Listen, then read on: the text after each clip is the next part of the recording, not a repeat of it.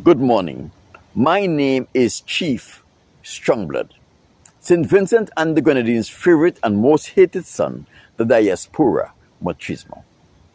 On the 27th of October 2022 will mark 43 years since St. Vincent and the Grenadines obtained national independence from its colonial master, Britain.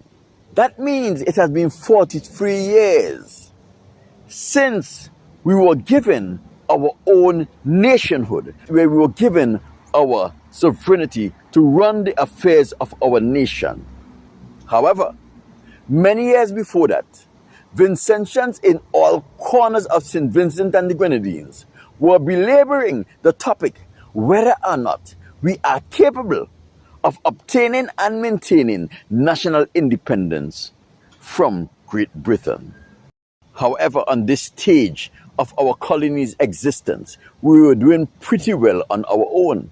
We did not really need the help of our colonial masters.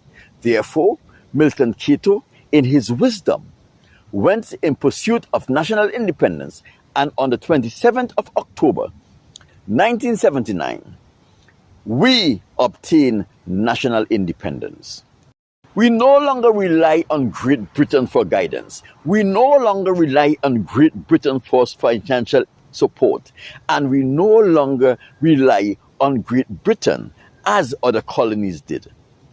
St. Vincent and the Grenadines, for the past 20 years, we have been set back to a stage that St. Vincent and the Grenadines have never seen, except for at the end of the last Carib War, where Britain took an oppressive hand against our fathers, the Garifuna and the Kalinago. After 22 years of properly managing our economy and being able to chart the course of our future, Vincentian made a fatal mistake. They handed over the governance of our resources to one Ralph Gonsalves, a Caucasian. After 21 years of managing the resources of St. Vincent and the Grenadines, the country St. Vincent and the Grenadines have never seen any economic growth. No new industries were produced, and we are back where we started some 43 years ago. We, instead of being dependent on Great Britain for help in our economy, we are now dependent on cocaine. To pay salaries, we are dependent on cocaine. To do infrastructural projects, we are dependent on cocaine and the proceeds of drugs to ensure poor in our country get some form of social assistance. On the week of October the 5th, 2022, a vessel traveling from St. Vincent and the Grenadines to the BVI, making stop in several Caribbean countries, including St. Kitts Nevis and other Caribbean countries, and a pallet of cocaine was found on board. That means they were on a distribution run. They were lifting cocaine in different islands for the government of St. Vincent and the Grenadines, that their cocaine value some $71 million. Now, we have 5 young male who are in custody in the St. Kitts Nevis authorities' possession. For many years, I've been telling Vincentian that Ralph Gonsalves has been paying the salary of the public and civil servants using proceeds of drugs. We have the instance where Judith Jones Morgan, the Attorney General of St. Vincent and the Grenadines' brother-in-law, traveling on a diplomatic passport that was issued by the government of St. Vincent and the Grenadines. He was apprehended in Great Britain with several kilos of cocaine in his luggage. St. Vincent and the Grenadines, a predominantly black nation with a Caucasian prime minister, is exporting cocaine to our sister island, St. Kitts Nevis. St. Kitts Nevis is a predominantly black island.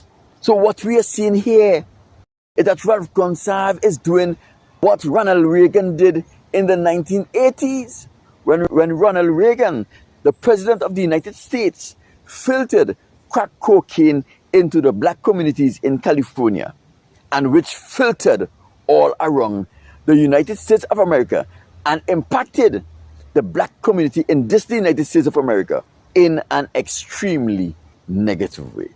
The question I have to ask, how foolish can the citizens of St. Vincent and the Grenadines be to entrust the management of their resources in the hands of the descendants of our slave master? The shipment of cocaine being apprehended in St. Kitts Nevis is not by coincidence, it is not by accident, it is by providence, because we know that the Caucasian does not have any respect, love, or appreciation for black people. They have proven it over and over again. My people, the question we must answer here, how did this bale, this pallet of cocaine loaded on to vessels in Kingston Harbor, and the police were not informed? The informant were wise, because they know if they would have called Colin John, the Commissioner of Police in St. Vincent and the Grenadines, or any member of the hierarchy in St. Vincent and the Grenadines police force, they would have had a hit put on them. So they did the next best thing. They informed the St. Kitts Nevis authority, who apprehended a shipment of cocaine, sparing the citizens of St. Kitts Nevis the agony of addiction. Vincentians, you cannot play like the ostrich and keep your head in the sand for too long, because you are well aware that the Ralph Gonsalves government have been paying civil and public servants using proceeds of drugs. You are well aware that if you are accepting poor relief or any kind of social assistance from the government of St. Vincent and Grenadines, you are being helped with blood money. The blood of the citizens of our neighboring countries are on your hands. St. Vincent and Vincentians are going about. So they are preparing for the celebration of their 43rd anniversary of independence. We are also in the same breath causing the addiction of our brothers and sisters in St. Kitts Nevis. My people, we cannot celebrate while we destroy the life of others. It is impossible. My name is Chief Strongblood, St. Vincent and the Grenadines' favorite and most hated son, the diaspora machismo.